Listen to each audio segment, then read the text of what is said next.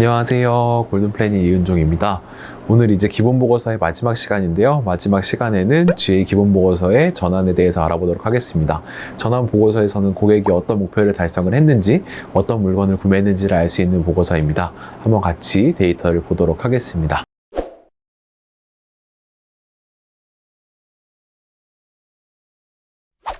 네, 마지막으로 전환보고서를 같이 보도록 하겠습니다. 전환보고서는 목표, 전자상거래, 다천원 일격록으로 되어 있는데요.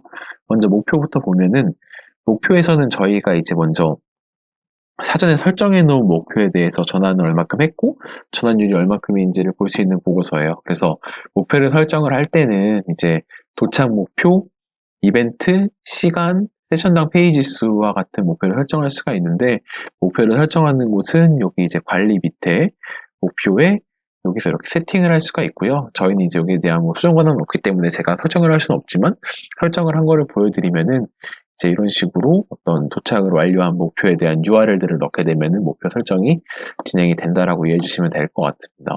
이런 식으로 목표 설정을 하고 나면은 전환의 목표의 개요 보고서로 갔을 때 목표의 달성 건수라던가 목표 전환율 같은 데이터를 확인할 수가 있고요.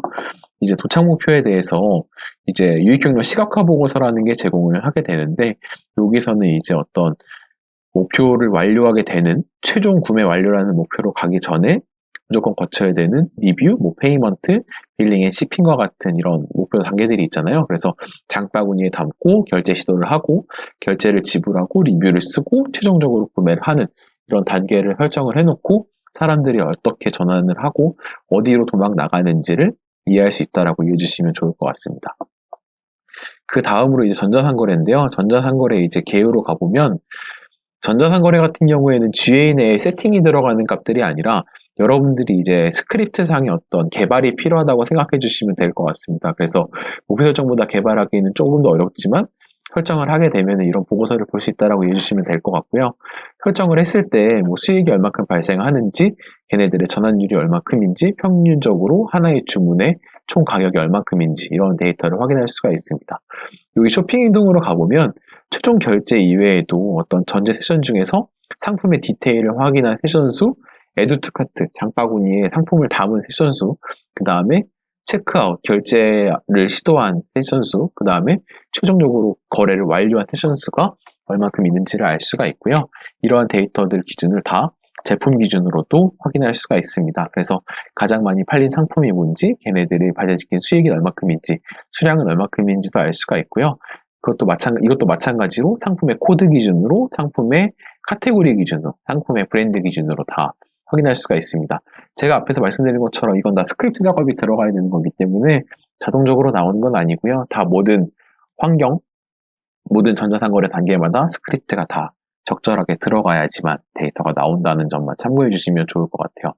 매출 실적 보고서를 가보면 이제 최종적으로 거래가 완료되었을 때 어떤 거래 아이디가 떨어지게 되잖아요. 그래서 그 거래 아이디 기준으로의 그 사람이 어떤 상품을 샀는지까지도 여러분들이 이해할 수 있다라고 생각해 주시면 좋을 것 같습니다.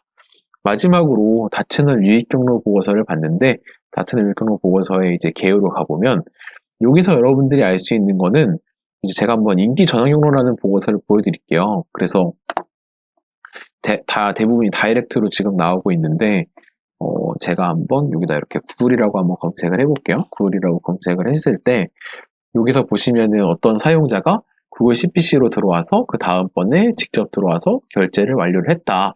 이런 식의 데이터를 볼 수가 있는 거죠. 그래서 여기서 볼 수 있는 데이터들은 어떤 전환에 대한 데이터를 볼 수가 있는 건데 어떤 얘기냐면은 예를 들어서 제가 유튜브에서 어떤 상품을 보고 네이버에서 그 상품을 검색을 해서 구매를 하려 했다. 그러면 이제 그런 모든 어떤 사용자들의 경로가 나온다고 이해해 주시면 될 것 같아요. 근데 이런 사용자의 경로가 나오는 기본 조건은 한 명의 사용자가 유지가 돼야 되겠죠. 그래서 한 명의 사용자를 식별하는 기준 자체가 GA에서는 쿠키에 있는 클라이언트 아이디를 기준으로 하기 때문에 이제 어떤 조금의 한계점은 있지만 그 클라이언트 아이디가 같다는 전제 하에서는 이러한 어떤 전환을 추적할 수 있다라고 이해해 주시면 좋을 것 같습니다.